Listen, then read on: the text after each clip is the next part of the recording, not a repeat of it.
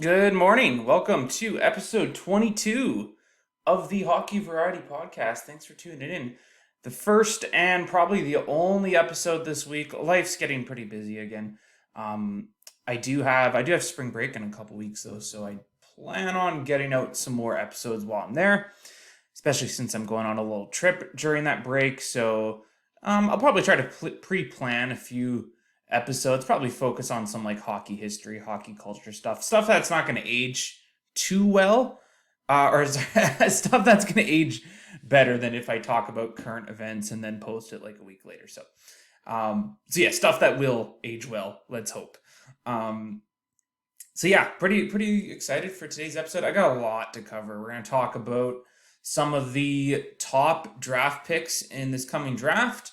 We're going to revise the Tankathon power rankings. So taking a look at the bottom teams and who I think has the best chance of having like the best overall odds at those top draft picks. So yeah, gonna just be looking over that again now that the trade deadline's done and there's a lot of roster changes for these teams in discussion, obviously. So yeah, gonna be checking that out. I want to take a look at the Washington Capitals as well. I want to kind of look at their journey so far in this Ovechkin era and just kind of revising or just kind of looking over the cycle of contention again and how that's related to the Washington Capitals. If you haven't checked out my episode about the cycle of contention, you should check that out. Pretty much just kind of talking about, how teams go from rebuilding to contending and then back to rebuilding.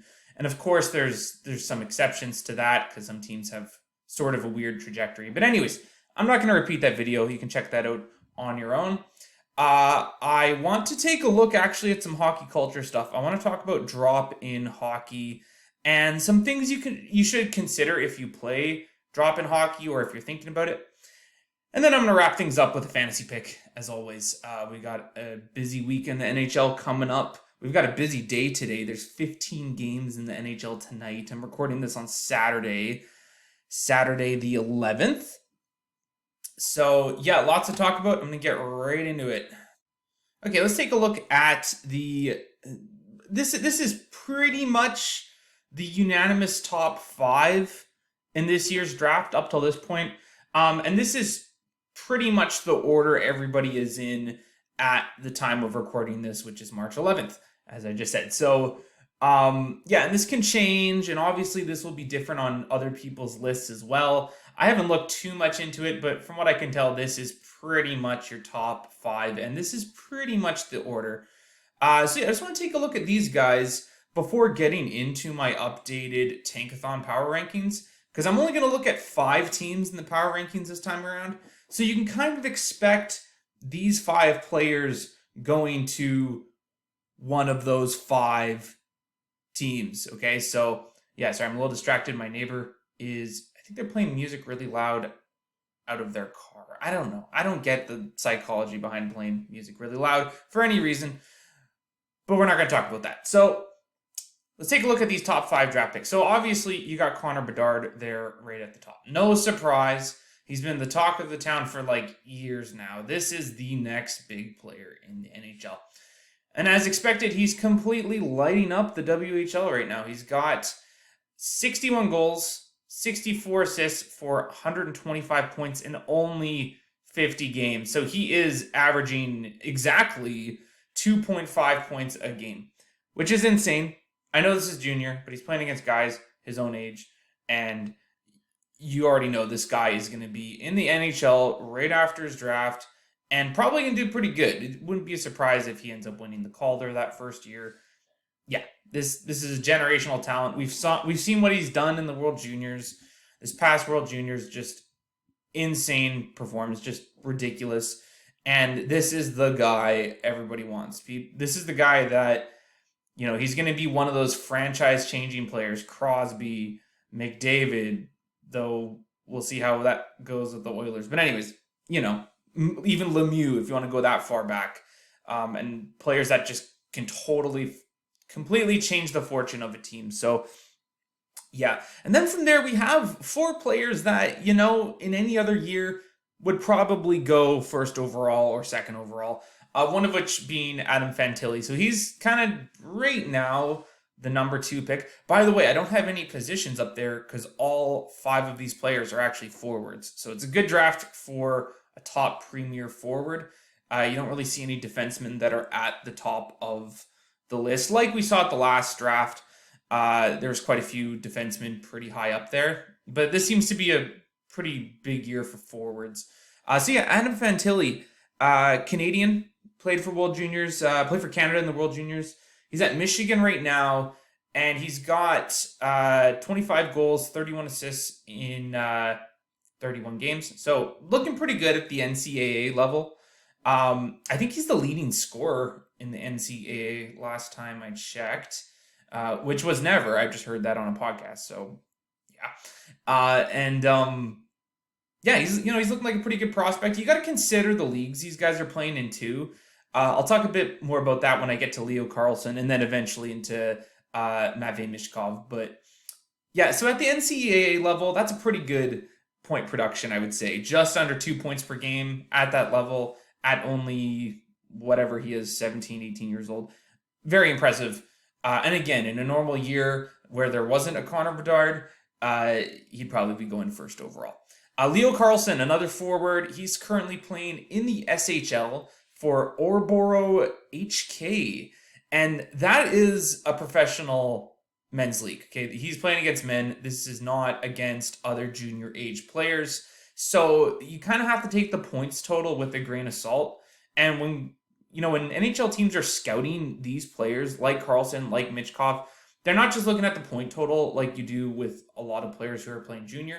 You're looking at their defensive game. You're looking at how they are keeping up with playing against NHL-aged players and some players that perhaps should be in the NHL. I don't want to get into all that, but playing in some of those top leagues in the world that are, of course, below the NHL, and how exactly they're holding up against those players. So Carlsson, in 44 games played in the SHL this year, he's got 10 goals, 15 assists for 25 points. And yeah, I think pretty much those next 3 top draft picks, like everybody below Fantilli, that order could really change before the draft. We'll have to see how things go.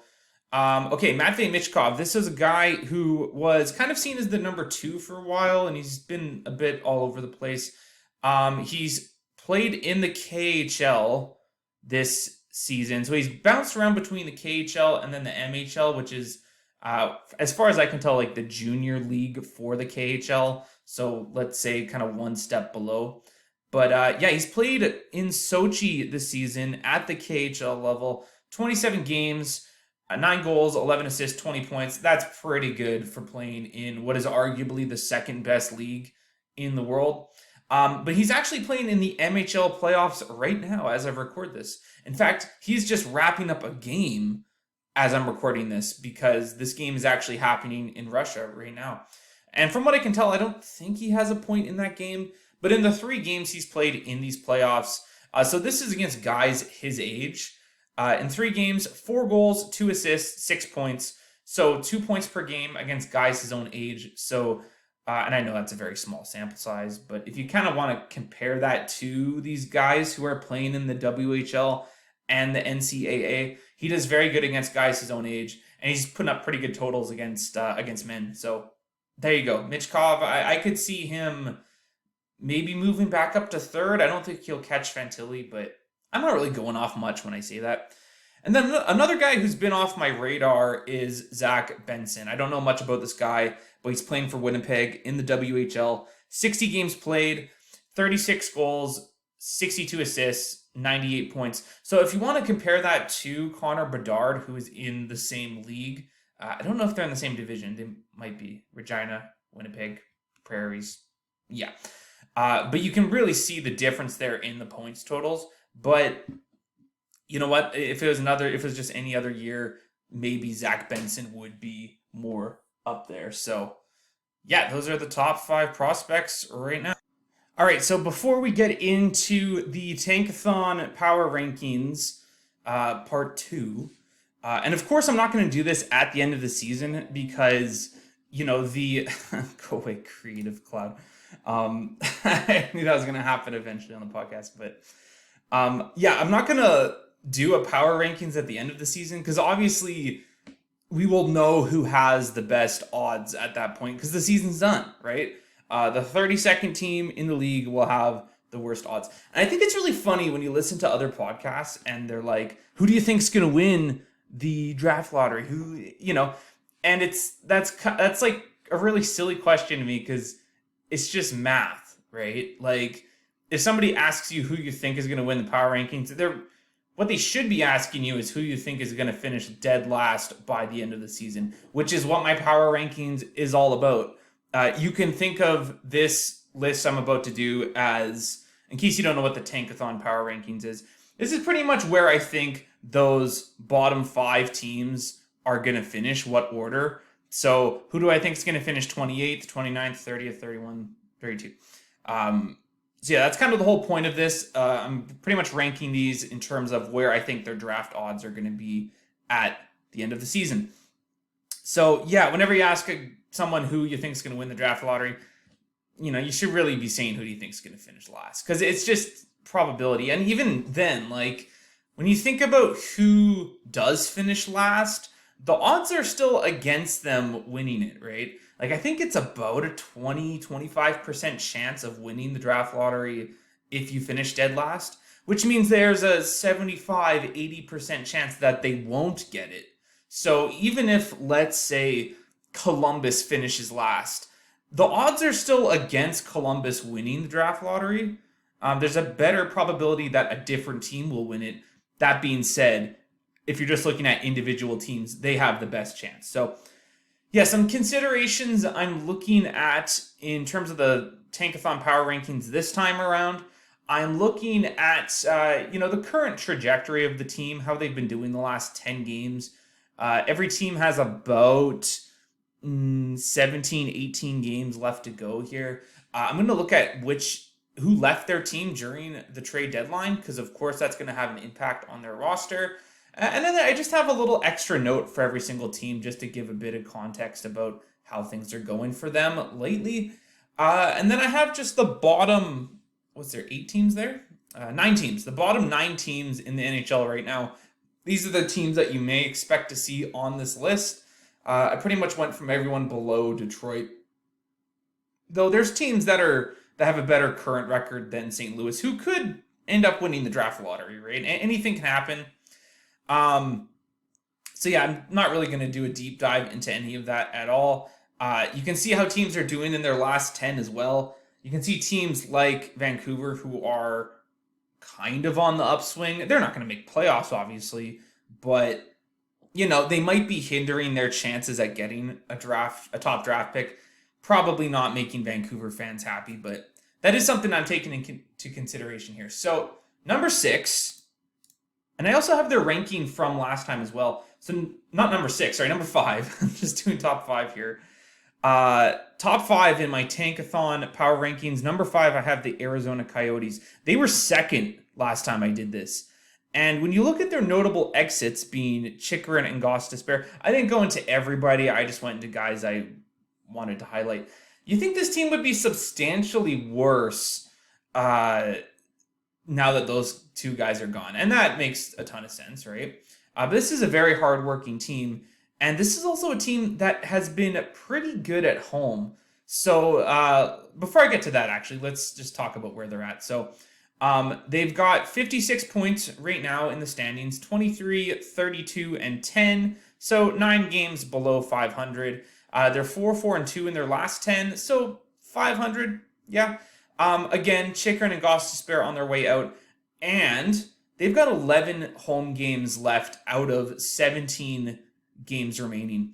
And they're 16, 11, and 3 at home. So they're 5 games above 500 at home, and most of their remaining games are at home, which means we could see Arizona finish higher up in the NHL rankings before the end of the season. I'm not saying they're going to threaten a playoff spot or anything, but you know what? This is a hardworking team. And again, players don't tank. Coaches don't tank because they're fighting for a job, right?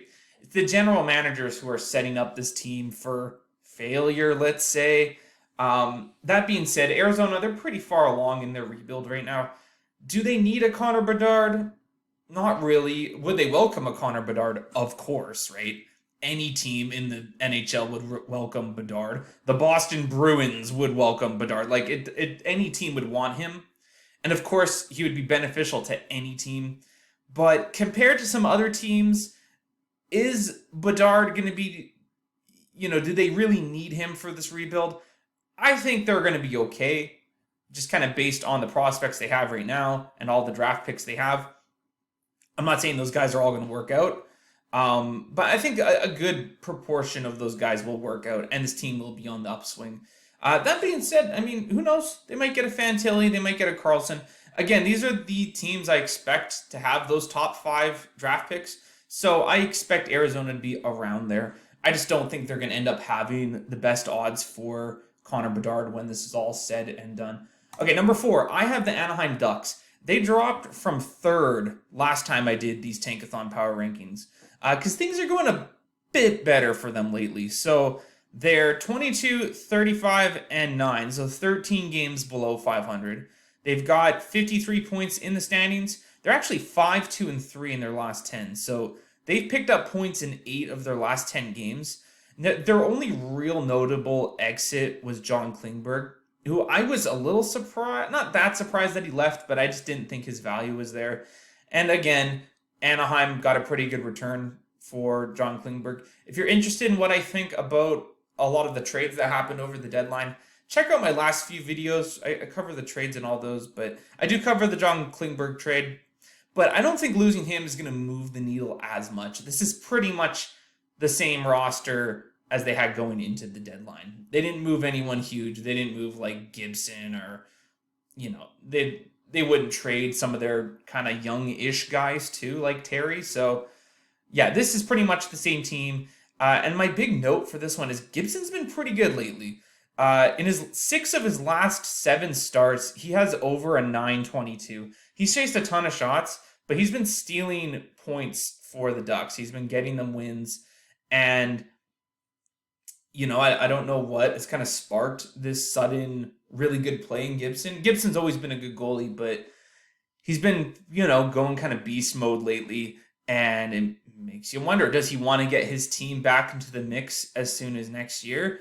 Is he trying to up his own trade value? I don't think that's the case, though. I think if he was going to be on his way out, he would have already. If he wanted to request a trade, he would have already. And hey, why wouldn't you want to live in Arizona or Anaheim? Well, Arizona as well, but it's a good place to live. I don't really blame Gibson for not wanting out. And goalies they can have a bit of a longer shelf life. Gibson might be thinking, hey, if I can keep up my play as I get older, maybe I can be the goalie that sees this team coming out of its rebuild. So, yeah, that's kind of why I think they'll finish, maybe 4th last. Maybe even better than that. We'll see. Better as in, worse in relation to the Tankathon. like they could finish as high as maybe 26th in the league. We'll have to wait and see. So, number 3. I've got the San Jose Sharks. Now, it was kind of tough to place the Sharks. I gave myself a bit of an argument that maybe they could finish as high as 1st on this list, but I kind of talked myself out of that, because I don't think the Sharks roster's that bad. You got a lot of guys having down seasons, except Carlson, of course. And Carlson might be the difference maker in terms of these guys not finishing dead last or second last, but we'll have to wait and see. I believe they are second last in the league right now. They're probably the worst team in their last 10 as well, but I'll just kind of start from the top there. So they were 4th last time I did these Tankathon power rankings, so they moved up 1. They're 19, 35, and 12, so they are 16 games below 500. Not good. They have definitely been one of the worst teams lately. They're 2, 7, and 1 in their last 10, and that is the worst out of the teams on this list. And I didn't look at the full standings, but that's probably the worst out of the whole NHL in the last 10 games. They've been bad at home. which is weird. I mean, they're bad on the road too, but they're really bad at home this year. And the notable exit being Timo Meyer, obviously. This is the team's best player, and he was on his way out. They got a pretty good return for him. And, well, their best forward, at least. We can argue because Carlson's having a good year. But personally, I think Meyer was their best overall player. And they did the right thing letting him go because he's not really part of their timeline anymore. And they got a good return. Personally, I think it's a bit more of an exciting time to watch the Sharks now with all these new guys in the roster, like Zetterlund, even like Andreas Johnson, right? I think he's from California, which is pretty interesting. I always thought he was like Swedish, but I don't know. Maybe I'll look that up later. I could be totally wrong. But yeah, even though they're losing, I find it to be a bit more of an interesting time just with all those new faces in the roster and guys who are going to be part of the future too, right? And we're seeing Eklund playing some more games now too. So yeah, it might be worth checking out a Sharks game here. The last game I watched, they got their butts kicked by Colorado. So that was, that was fun. And my little side note here, they're really not good in overtime or the shootout. They're 1-6 in the shootout this season. So even if their games do go to extra time, don't expect the Sharks to win because I mean, you can see it for yourself. They've got 12 overtime or shootout losses. So, yeah, not a team I have confidence going into overtime. However, if they're going to overtime, they're getting a point. So that doesn't help either. Okay, number 2. This was a tough one. The top 2 were a bit more difficult this time around. And with Columbus being number 2 on my list this time, you can probably guess who number 1 is still. But yeah, Columbus, they were 5th last time I did this, and they've kind of gotten worse since then. They are 20-37-7, so 17 games below 500. They are dead last in the NHL right now. And they're 4-3-3 in their last 10. Notable exits, we have Gavrikov and Korpisalo, obviously big parts of that trade to the LA Kings that I'm still unhappy about. However, I'm pretty happy seeing Quick having some success in Vegas. Kind of weird as a Sharks fan, sort of rooting for Vegas to, kind of spite the Kings. It's a weird time to be a Sharks fan if you're following other teams in the division as well, because, yeah, there's just a lot of mixed emotions. It's like, okay, I'm cheering for Quick, but I used to, really seriously root against Jonathan Quick. So it's a weird time for me personally. But yeah, because I mean, I really just didn't like Vegas the last few years, just how the team was being ran and kind of ditching some of their top players. But I'm not going to get into that. Okay. I am kind of sort of rooting for Quick and the Vegas Golden Knights right now. And my big note for Columbus is that Elvis Merzlikins is getting better. I don't have his stats up there because it's not quite as dramatic as Gibson, but Merzlikins was really having a serious down season. He's been pretty okay in his last few starts, and I wouldn't be surprised if he steals a few games for the Blue Jackets down the stretch here. And he's still got guys like Jenner and Goudreau and, some of their young guys like Ken Johnson and Sillinger. Stuff could happen here, and we'll have to wait and see. I don't think they're going to be quite as bad as the number one team I have here, which is the Chicago Blackhawks. I have them Blackhawks. I just suddenly became a guy from Boston for like half a second there, but they were first last time I did these Tankathon power rankings, and they're first again. Just because on paper, I think they've gotten worse. So they're 22-27-6. So they're only 5 games below NHL 500, which is kind of weird. I'm just gonna double check that really quick here.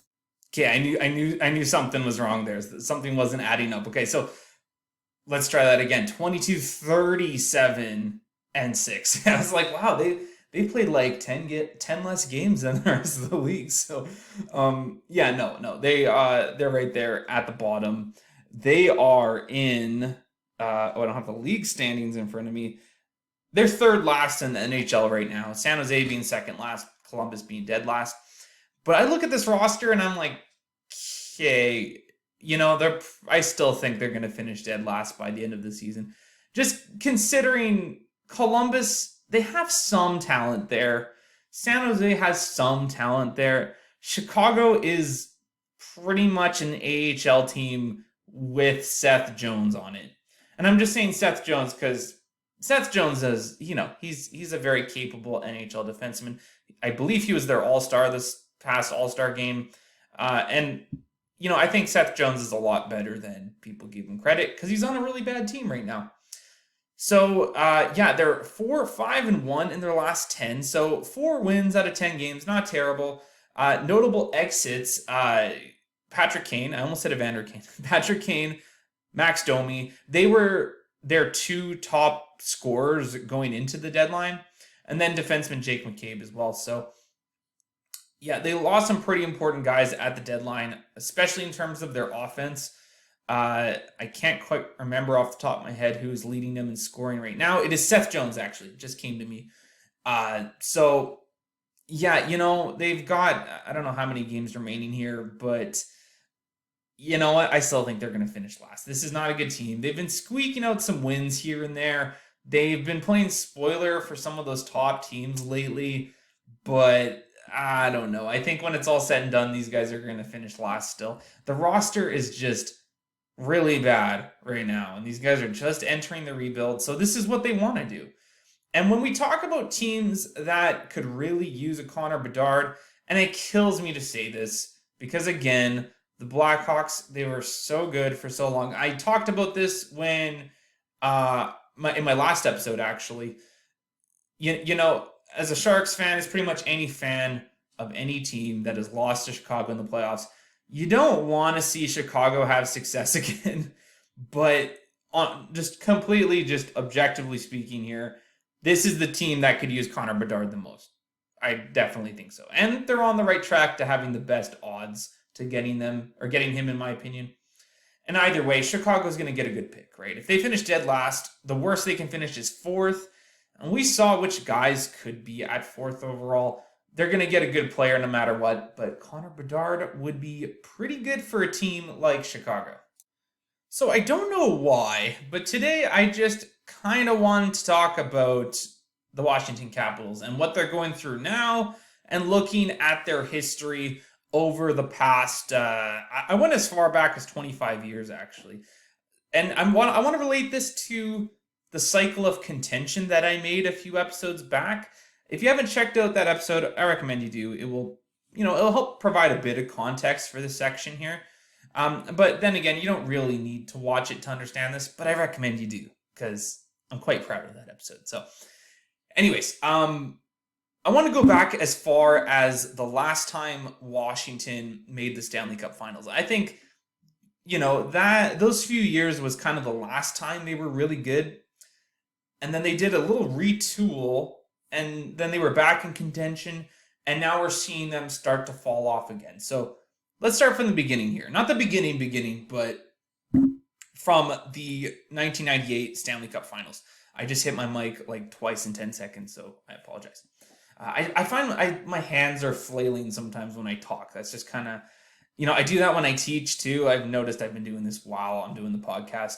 Even though my video is always off, I'm still, I still kind of talk like I'm on video. So anyways, 1998, they made the Stanley Cup Finals. They lost to Detroit in the Stanley Cup Finals.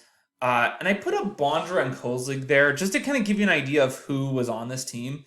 This was very much Olaf Kozlik's team. He was the MVP of this team. It's pretty easy to forget Kozlik when you had guys in the league like Broder and especially Hasek around this time. Hasek won the Vezina that year, I believe, in 1998. He won the Hart that year as well. And back to back. I think it was 1997 was his other one.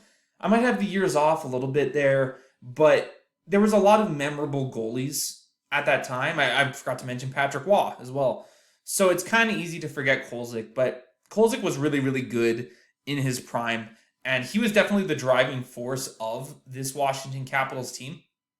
And after the Stanley Cup Finals, they actually missed the playoffs the following year, but they bounced back with 2 division titles in the regular season after that, in 2000 and 2001. So they had a hiccup, and then they got back in it. And, they were kind of in the playoffs, out of the playoffs after that. And then, actually, that's kind of like foreshadowing a little bit for later on in this section as well. But in 2004, they finished third last in the NHL, which gave them pretty good odds in the draft lottery, kind of fitting that we just talked about that. And they got the first overall pick, finishing third last in the NHL. And they drafted Alexander Ovechkin, who I'm sure you know who he is. Kind of a big deal. And I believe it was the following draft they got Backstrom second overall, I think. Don't quote me on that, but around then they got Backstrom as well. And then, of course, a lot of other notable pieces like John Carlson, who would help them out of this retool. And I call it a retool because, they weren't really rebuilding for that long. It was a fairly quick turnaround for the Washington Capitals after getting Ovechkin, as you'd expect. I mean, he'd go on to win at least one Hart Trophy off the top of my head. He might have won two. And then countless scoring titles after that. So as soon as 2008 and 2009, so 2 seasons in a row, they finished top of the Southeast once again. So they bounced back. This wasn't a rebuild that backfired. Or a retool rather. This is a retool that worked out pretty well for Washington. But Alex Ovechkin and Nick Backstrom will do that. Those two were quite the dynamic duo for a while, and were often compared to Crosby and Malkin. Though with Crosby and Malkin, it's two centers, whereas with Ovechkin and Backstrom, it's a center and a winger playing on the same line pretty much throughout their whole careers. So there you go. Here's the real highlight. This was the big talking point with the Washington Capitals. And I didn't even know they won the President's Trophy 4 times in the stretch, but in 2010, 2011, 2016, and 2017, they won the President's Trophy.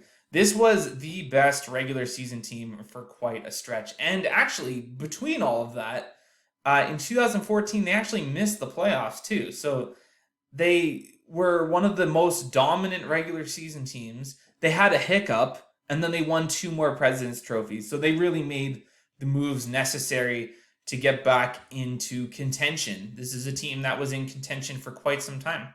But the main narrative with them is, one, they can't get out of the second round. They can't get out of the first round or the second round. They would run into a team like Pittsburgh or the New York Rangers and just couldn't get it done. That was the narrative for a long time. And then ultimately that also creating the narrative of they can't win a Stanley Cup with Ovechkin, right? And I'm kind of guilty of that too. I try not to buy into a lot of that stuff, especially since only one team can win the Stanley Cup every year. But I'm not going to lie. I was like, wow, I'm surprised this team hasn't got it done. So by the time 2018 comes around, nobody's really taking the Capitals anymore. Like, they're still finishing near the top of the regular season, but it's kind of like, they're probably not going to be able to get it done. This is a team that's not clutch. So in the year where nobody took them, they win the Stanley Cup in 2018. This was a team that was very due. This is a player in Alex Ovechkin who is very, very much due for a Stanley Cup. And in one of the more memorable playoffs in recent memory, in my opinion, the 2018 playoffs, Vegas, Washington, 2 kind of underdog stories. Like, they both finished pretty well in the regular season, but I don't think anyone was really taking them that year. And it was one of those rare times where I think 2 really good stories end up in the Stanley Cup Finals. So, if you're just a general hockey fan, this is a win-win, right? You got 2 stories in the Stanley Cup Finals. It doesn't really matter who wins. Washington Capitals winning in 5, game 5 being in Vegas too. So winning the cup in Las Vegas. I think the only thing better is if they could have won it at home. So yeah, great to see Ovechkin win a cup in what would become one of the most meme-worthy Stanley Cup Finals. I don't know if you've seen the video of Alex Ovechkin just completely hammered doing his speech. That is one of my all-time favorite highlights ever. I recommend you check it out. It is just gold. I love it. And then Brett Hull tries to one-up him the next year after St. Louis wins. As a former St. Louis Blues, he was celebrating as much as if he won the cup with them that year. So anyways, Here we go. So since 2018, the Capitals have not been able to get out of the first round. That's been a bit of a narrative. Yeah, they've had a tough time getting out of the first round. Same with Pittsburgh, and there's a ton of overlap between these two teams because their cycle of contention has been pretty much the same up till this point. Whereas we have, right now we have Washington, who are pretty far out of the playoffs. It does not look like they're going to make the playoffs this year. They're still technically in it, but the East is just nuts right now. Whereas you have Pittsburgh, who are, I don't want to say comfortably in a playoff spot, but it really looks like Pittsburgh's going to make the playoffs this year, while Washington won't, which is very uncommon during this Crosby-Ovechkin era. Usually those two guys make the playoffs every single year. So, we've kind of expecting this downturn from Washington for a while now.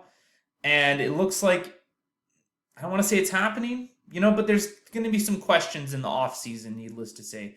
And if you go back to my cycle of contention, I had these guys in questioning before, I had them in questions, so kind of on that arrow between contender and questioning. And now I think they're a team that are actually in questioning. And I think their moves at the trade deadline really reflect that, especially moving on from Dmitry Orlov. He was such an important part of that team. And now we see him make his way out. But I think the Capitals have done pretty well. I really do. Really well in terms of like setting themselves up to have a pretty good offseason. But hey, Backstrom's getting older. Ovechkin's getting older. He should still break that Gretzky record, but maybe not as soon as we were kind of expecting. Who knows? Lots can happen. This is a team that has some questions. And if they do take the rebuild route, what happens with Ovechkin? Does he want to stick around? Does he request a trade? I find that kind of tough to believe. I think he's going to finish his career with Washington. But who knows, right? I mean, we just saw Patrick Kane go to the New York Rangers. And of course, years and years ago, we saw Gretzky make his way out of Edmonton. Like, crazier things can happen. So, yeah. Washington, they've had a good run. And they won a cup. And that's the ultimate prize, right?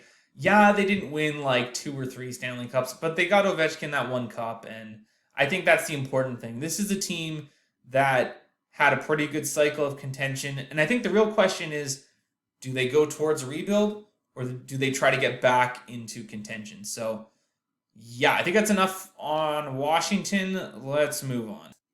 Okay, so I haven't talked about a topic related to hockey culture in a while, and I've been thinking about drop in hockey quite a bit lately. So in the last, I'm going to say 6 years, I've played a ton of drop in hockey. So if you don't know what drop in hockey is, it's for the most part, guys show up and play. That's it. No refs, no timekeepers. And, you might pay 10, 15, 20 bucks, right? And for the most part, it's not quite that organized. But there's a lot of unwritten rules that I think some people really need to hear. And that's what I want to cover in this video. I've also played in a drop-in league before in the city, a very well-ran one. But it was pretty much, you were assigned a team, but there's still no refs, and it is very much just for fun. And that's the whole point of drop-in hockey. It's exercise, and it's for fun. It's something to do in the wintertime. It's a good time, usually, right? And yeah, in this organized drop-in league, very, very chill with allowing extra players to play if there's a spot on a certain night. But again, nobody's keeping score. There's no refs, and all of these kind of unwritten rules still apply. But having an organized drop-in league creates some structure, and it allows you to pay up front, and it definitely has its benefits. And I really do appreciate the guy who does run that. Unfortunately, not getting the best turnout as he had during kind of COVID there, but usually the summer league has a better turnout than the spring league. But anyways, drop in hockey. So I've been playing it quite a bit, and I've talked about it quite a bit on the podcast here, how things have been going this season. And I've been noticing a lot of things that have been kind of ticking me off a bit. And I would say in terms of my relationship with drop-in hockey, I'm I want to say I'm at an all-time low, but I'm just lately I haven't been enjoying it as much as I was. And I don't want to say I'm butting heads with some of the guys that go, but there are some things lately that have been ticking me off. And the roads have been pretty good here. So I've been going to the city to play in my beer league. And honestly, if it's between drop-in and beer league, I'm picking beer league 100% of the time, or rec hockey as it's called. Because you get the emotional side of things. Having refs there really does matter because at least you're in a controlled environment for the most part. I know there's some refs that don't do a great job, but the fact that there is more structure there in terms of if someone decides to be an a-hole or something, at least you have the refs there. At least you have somebody who can control the situation. Whereas in drop in hockey, you don't, and you very, very rarely see someone generally being a jerk. But again, I've run into some things lately where I'm just not very happy. So I'm just gonna go over some things related to drop in hockey, things to keep in mind, and yeah, I got a little checklist here in front of me. I got a few slides, so yeah. Now the first thing I want to talk about is the obvious stuff. Okay, no contact, right? Do not be throwing hits, and this is something that's really been driving me crazy with one guy lately at drop in hockey. He goes body first, and that's not cool, right? Especially when this guy's a lot bigger than me. He's a bit better than me as well. Like, why are you going for contact, right? Every single check should be a stick check, right? It should be stick first on puck. You shouldn't even be thinking body. And this guy's knocked me down a few times, and I'm just like, what the heck? Like, come on. Like, it ruins the fun. And not to mention, I could get hurt. And you don't go to drop in hockey.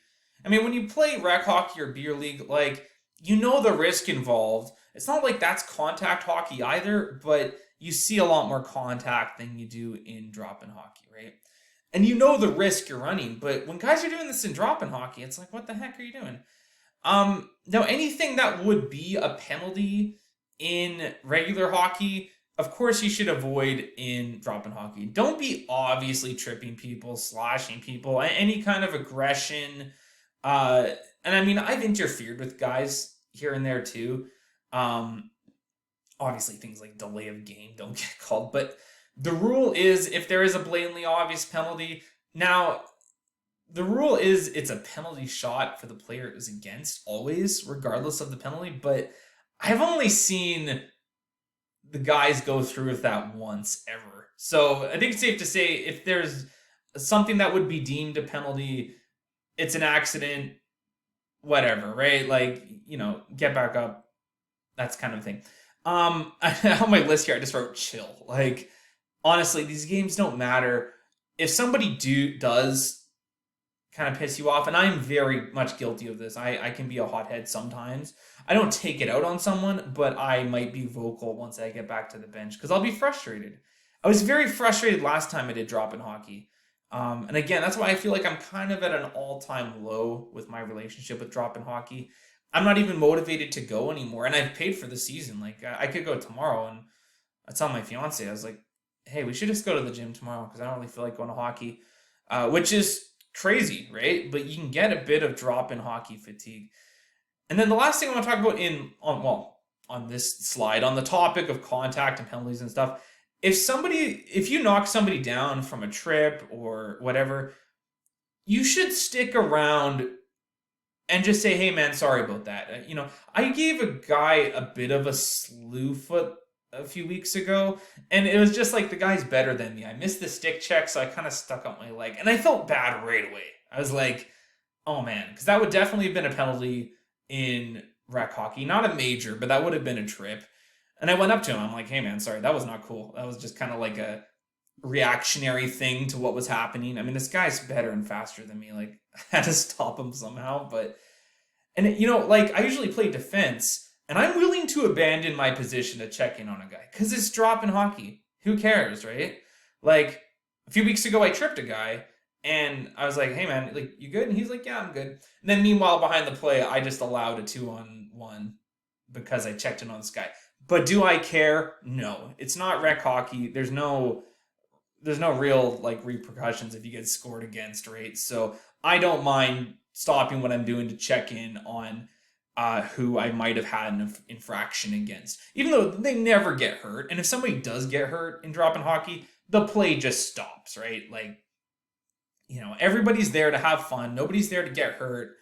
But honestly, there's some guys that just really need to hear that, especially when it comes to contact, especially when it comes to physicality, right? And then there's the obvious stuff like don't run the goalie and this and that, right? If the goalie has it covered, or even if they have it mostly covered, like just chill, okay? I've got a lot more to cover though. And the next thing I want to talk about is line calls, okay? So offside, icing, and then I also included like the puck going out of play in the section too. And these are pretty obvious. Now, in all the drop in hockey I've played, guys have been very good at calling their offsides, okay? So if you go offside on a play, just give it to the other team. They'll go back into their zone and then they'll do their breakout, okay? And when it comes to line rules, the general rule is just give the puck to the other team. No face off, none of that. Just here's the puck. Because who cares, right? I mean, it's drop in hockey. There's a good chance your team's going to get the puck back right away. So, there you go. It's not a big deal. So, in every drop in hockey I've played in my life, guys have been pretty good at calling their own offsides. Yeah. Now, icing is something that, there is an unwritten rule about it, but there's a lot of guys that break that rule. So if you ice the puck, it's the same idea. Just either give the puck to the other team, let them have the breakout, or at least like slow down a bit, right? So you're not applying so much pressure right away, and the other team has an opportunity to break out, do something with the puck, right? What I do is I just don't cross the blue line. I just kind of hover around the neutral zone. I mean, I'm a defenseman most of the time, so that's pretty easy for me. But, when I do play forward, I just let up. I'm like, okay, we ice the puck. Here's the puck. But I've seen guys who still go for it, right? And in fact, I've called the guy out on it because I'll play defense, right? So if the other team ices the puck, I'm usually the first one to retrieve the puck. And then I've had a guy go like full blast after his team iced the puck. And I'm like, hey man, like you iced it, right? So, I mean, I'll still play the puck and do my best so he doesn't get the puck back. But I remember on that one play, like they got possession again in our zone. And I'm like, hey, you iced the puck. Like, I don't know. That left a sour taste in my mouth. But most of the guys I've played drop in hockey with have been respectful to the icing calls. But I have seen guys not respect the icing rule. And then if the puck goes out of play, well, if there's no netting and the puck goes out of play, usually a guy from the bench will just chuck a puck in play. Usually it will go to the team who was in their own defensive zone at the time. It doesn't really matter who shot the puck out, I think, but it really doesn't matter too much who gets the puck. But, if I'm in the offensive zone and we shoot the puck out of play, we usually let the other team have the breakout. That's generally the rule, I think. Now, when the puck goes out of play and it hits the netting and comes back into play, that's another one I've seen some inconsistency with. My rule for that is if the puck goes out of play, hits the netting, it should go to the defensive team again. So similar to the puck going out of play with no netting. However, and I've seen this pretty often where the puck will hit the netting and they'll just continue play like nothing happened. And I kind of get that a little bit, but personally, in a perfect world, I would have, you have the defensive team do their breakout from there. Okay, so this one's kind of a fun topic, and that's jersey color with drop-in hockey. So if you're in an organized drop-in league, at least the one I have played in the city, the guy who runs it gives you a jersey. Everybody on your team has the same jersey color, so it's not a big deal. If you have a red jersey that's given to you by whoever runs the league, you just wear that when you go. Now, if you fill in for a player in a league, or if you fill in on a team in the league, bring a few jerseys to work with, right? Because there might be kind of a mix of colors, but the important thing is that you don't have something that conflicts too much, right? So if you're in an organized drop-in league and your team that you're filling in for has red and the team you're playing against has yellow, maybe something darker, maybe something black. Wear red if you can, but, bring a few jerseys to work with. But if you're just playing regular drop-in hockey, because most of the time it's not an organized league, it's very simple, yet some people still don't understand it.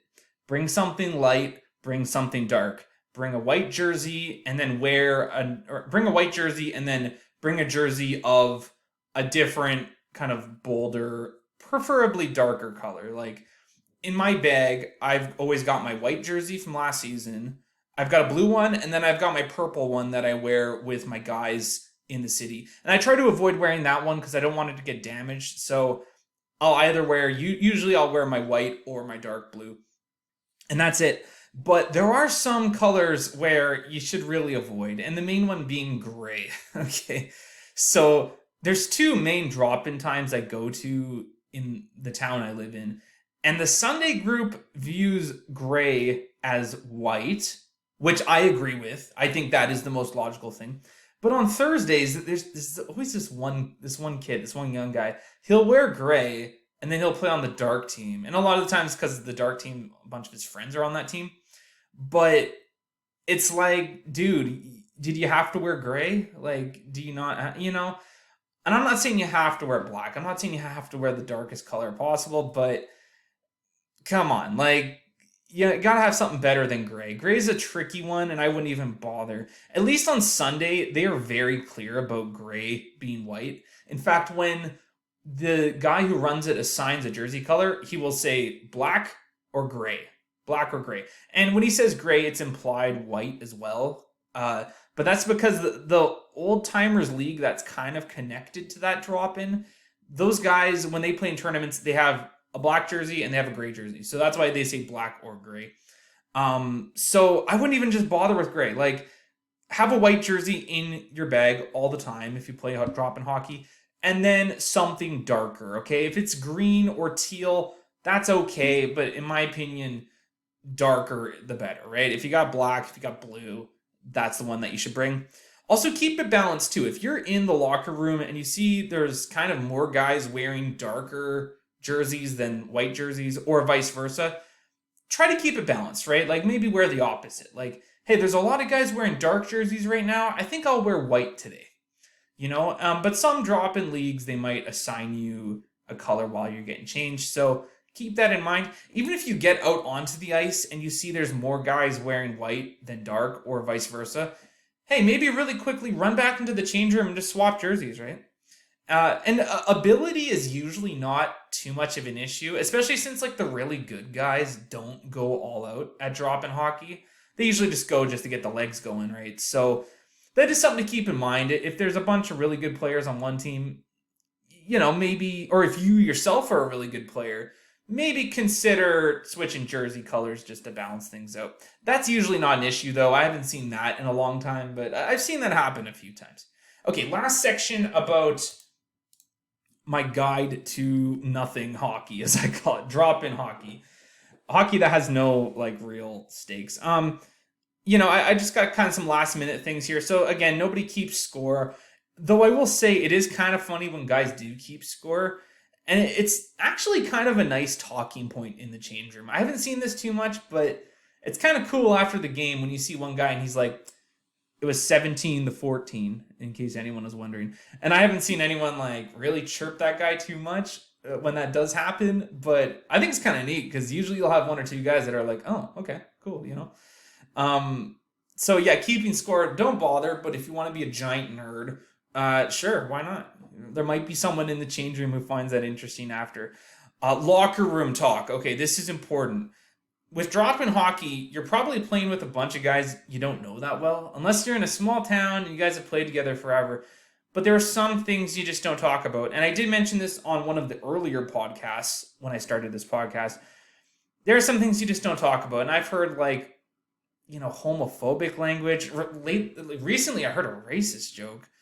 And it's like anything that can be deemed pretty distasteful, especially when you're playing with guys who you really don't know that well, it can be, uncomfortable, right? I've got a lot of people in my life who are members of the LGBTQ community. So when I hear somebody say something kind of hateful about them, it's really awkward, and depending on the vibe, I probably won't say anything But if it feels it's awkward either way, right? I'm not saying do or don't stand up, like read the room.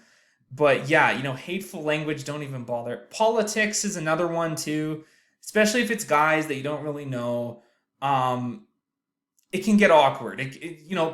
Pick your conversations, right? Talk about work. Maybe talk about your kids. Maybe talk about what's going on in your life, or just maybe what's going on in the NHL or something, right? Like there's talking points you can have that aren't related to being hateful or politics or anything like that. And then the last thing I want to talk about is pay. I've seen guys who are so far behind in their drop-in payments. Like the guy who runs your drop-in league or your drop-in ice time, they put in some work to organize this. You should pay your respect by paying, right? And with things like e-transfer these days, like it's really easy to stay up to date with your payments. Don't be a jerk. Plan ahead. If you got to pay cash, go to the bank beforehand. If it's like $15, like the ATMs these days, you can get tens and fives, at least in Canada. So, have a bunch of tens and fives in your wallet reserved for drop-in hockey, right? Or if you can, maybe pay for your whole drop-in season beforehand, because some guys will let you do that. And if, financially, if you're able to do that, of course, but don't be a jerk. Don't screw around with people, okay? Whoever's running the drop-in league is doing everybody a favor by providing ice time. You should play your part by paying before the ice time or immediately after the ice time or whenever the guy who runs it is collecting the payment for that ice time, okay? Don't mess around with people's money. Be respectful and be prepared, okay? Have fives and tens in your wallet. Or be prepared to send an e-transfer from your phone if that's an option. Okay, we're getting close to the 1 hour mark, so I'm going to speed this up. Fantasy pick, I've got Pavel Zacha. So Boston's got a really good upcoming schedule. Not to mention they're the hottest team in the NHL, right? They had their first loss in 11 games the other night against Edmonton. They played Detroit in about an hour, actually. But then they play Detroit again on Sunday, which is tomorrow. And then next week, I have their schedule up there. Chicago on Tuesday, Winnipeg on Thursday. Yes, I know those are 2 busy days, but hear me out. Saturday, you got Minnesota, another busy day. And then you have a back-to-back with Buffalo on the Sunday right after that. So pretty favorable opponents. Minnesota might be a tricky one, but everyone else kind of on the downswing. Pavel Zacha, he can play, at least in Yahoo, both wings and center. Now, I know he doesn't have a point in his last 2 games. I know Detroit is up there on the screen, but they haven't played that game yet. But you know what? I think he'd be a good pickup, especially since they're playing on those busy days. You should be able to fit Pavel Zacha in your lineup. But to be completely honest, I would just keep an eye on any of the players from Boston, like Kyle Clifton, for example, like those guys who might still be available. If you got a spot for just a straight center, maybe look at Krejci. He's usually available too. Just keep an eye on the Boston players this week, but I'm going with Zacha, because why not? Plays on the second line of Pasternak most of the time. He might get some points here and there. And again, good schedule. 5 games in their next 8 days after today. So I guess 6 games in their next 10 days. 6 games in their next 9 games. So yeah, Pavel Zacha, he's my pick for fantasy this episode. And we are right up there with the 1 hour mark. So I'm going to sign off here. Thank you so much for listening. Bit of a long episode, but this will probably be the only one for at least a week here. So I want to make it count. I hope you enjoyed. If you did enjoy, please leave a like on YouTube. Feel free to subscribe as well. I've been very active on the Instagram account. So if you want to follow the Hockey Variety Podcast on Instagram, go right ahead. Haven't been as active on Facebook, but we do have a Facebook account if you are interested. And I really do appreciate the support, and I will talk to you next time.